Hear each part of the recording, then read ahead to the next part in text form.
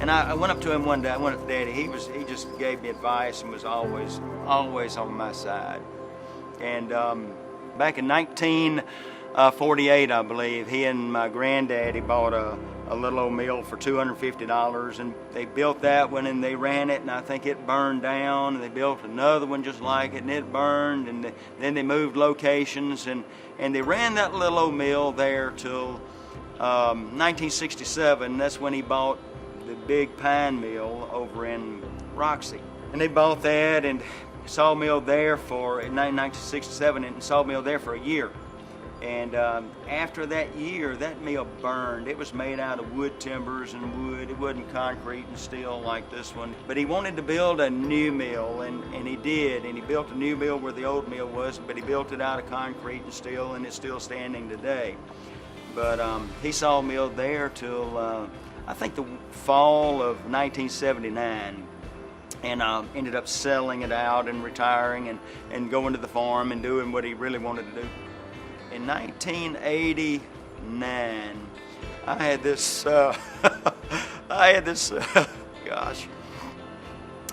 bright idea. I said, man, I want another sawmill. And I went up to him one day. I went up to Daddy. I said, Daddy, I want to build me another sawmill. I said, see this old cow barn up here? I want you to clear me out about 2 acres behind this barn where I can put this little old mill, and I just wanted a weekend project. And so he brought his dozer up here one day. I think I may have been working somewhere, and he brought his dozer up here one day, and he cleared off about 5 acres out here. And I drove up out here that day, and I looked out across there and said, Daddy, what have you done? I said, I don't need that much land. He said, oh boy, you may need it. And so he had an old junk pile of scrap parts and things, you know, that he had brought back from Roxy, and it's just in the junk with scrap iron. But I would go up there and I'd dig out a piece here and dig out a piece there, and I'd put it in his shop down at the farm, and I'd work on it and tinker with it. There was an old Detroit engine there. The mills used to run by diesel engines. That old diesel engine hadn't been run, 20 years, maybe 30 years, I don't know. But anyway, I brought it down to the barn there, the shop, and I put a battery on it. I changed the fuel filters in, changed the oil on it. I said, man, if this thing cranks, and we'll be good to go. I cranked that old engine. I drove up to this old place right here, and there was nothing here but that cow barn, with a pick and a shovel, and started digging these footings under this track by myself. Poured a little concrete in them, and here comes Daddy again. You know, he helps me through and helps me with a little more money. I get it up along a little ways, and I hire me a welder. I said, I'm on top of the world there. And he helped me build this mill. It took us a year. Started in October of '89, and we cut our first log in October of '90. We just was blessed and able to be able to buy logs, and we didn't need many there because we wasn't cutting a lot. You know, we just cutting a little bit.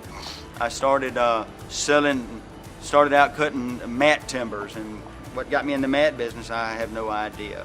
But we just started cutting those mat timbers for a couple of mat companies down in Louisiana. Eventually, I had an old guy named Huey Gallman. He came up here, and one day drove up in an old red Camaro. And Huey had actually been working for another mat company that I was selling timbers to. He said, I can teach you how to build those mats. So I said, okay, well, come on.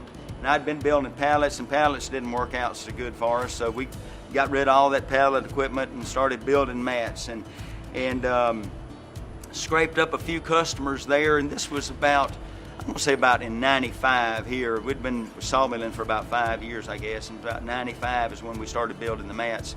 So, so we just started at about that time, and it's just grown from there. You know, it's just been a blessing. God has been good to us.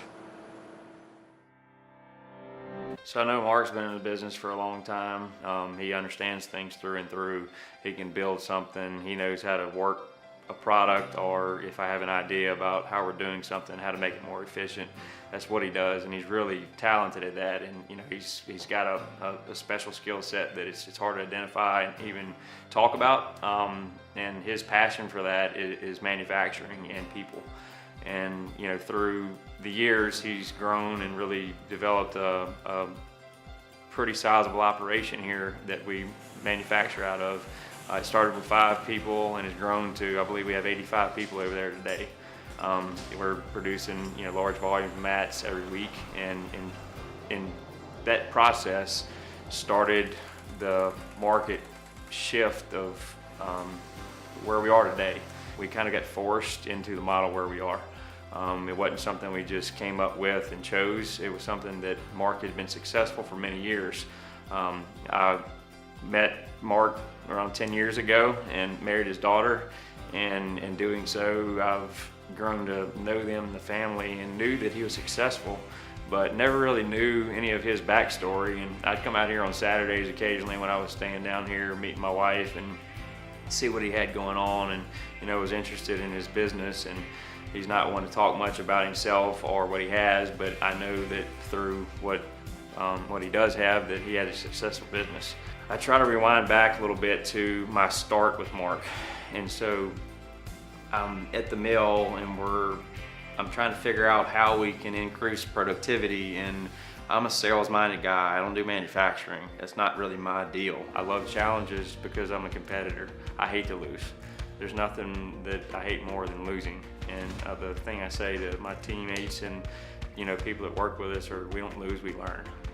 And that's a big part of kind of how we've progressed forward, because we've identified so many markets that we need to have that direct customer relationship and also be able to touch each aspect of our business. And so if it's manufacturing to a sales division, that we're having immediate responses to people. And I found that the customers that I have today really rely on that, because I can turn around and answer something immediately and I don't have to go down a chain of command that gets back to them in 3 days. By having the mill all the way to the finished laying product is something that we hold firm to, because we understand, from that log showing up to handling it to cutting it and talking to production, talking to how the processes look on par levels and that sort of thing. And in doing so, we have the ability to have that start of our trucking company. Mark and I talked one day at his sawmill on a whiteboard, and he asked me if I wanted a trucking company. And I said, no, I really don't, but we need one. And I saw a need for diversification. And in diversification came transportation and logistics. And we recently restructured our mat division to where we're going to be laying mats and also providing some other right-of-way services. And through that, it's been very, I guess you could say, rewarding to me to see something come to light. And in putting together our brand and our logo, many years ago, has started kind of the foundational truths that we're on today. And through the shield here, being the crest for the family business, and that's kind of where things started. And the faith is a big part of where we are today. We've been blessed, and through that, Mark's lost everything before, and today it's crazy. Sitting here walking through this, I hope to give back to our employees, and I firmly believe through the foundational truths that I have is the reason we're here today. I think the legacy of Empire would be that we've changed lives and that we've touched customers and really given them a relationship through our business.